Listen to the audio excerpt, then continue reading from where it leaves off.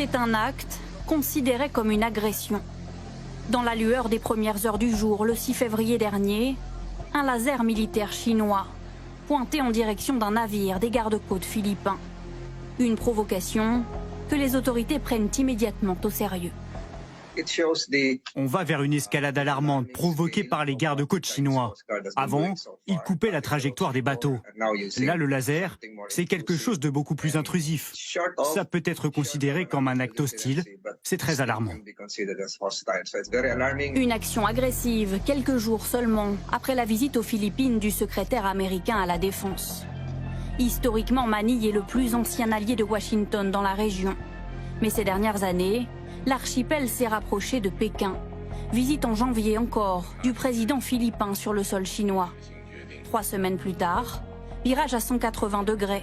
Les Philippines signent avec les États-Unis un accord leur donnant accès à de nouvelles bases militaires dans la région.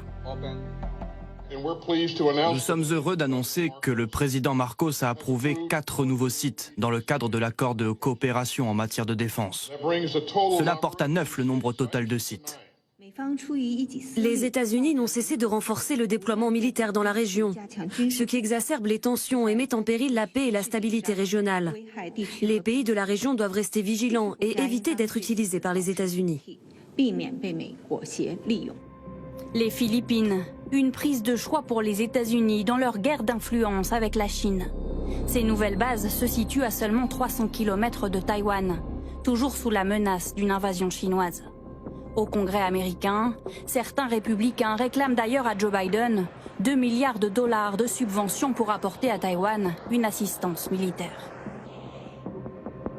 Les États-Unis doivent agir de toute urgence pour se défendre et s'assurer que nos alliés et partenaires disposent des capacités nécessaires pour se protéger du Parti communiste chinois. Se défendre à l'heure où les États-Unis soupçonnent la Chine d'une opération mondiale de surveillance. Il y a 10 jours, un ballon chinois a été abattu par un avion de chasse américain. La tension monte, les deux pays se renvoient la balle. Pékin accuse à son tour Washington d'espionnage.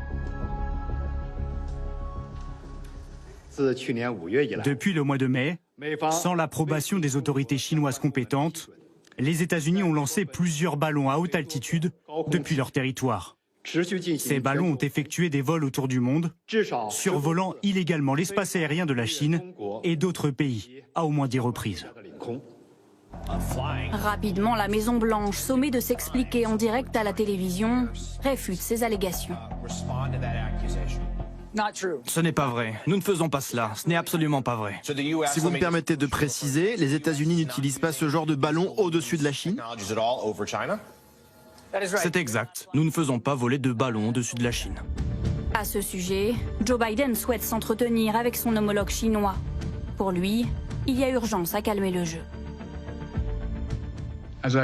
Comme je l'ai dit depuis le début de mon mandat, nous cherchons de la compétition, pas du conflit avec la Chine.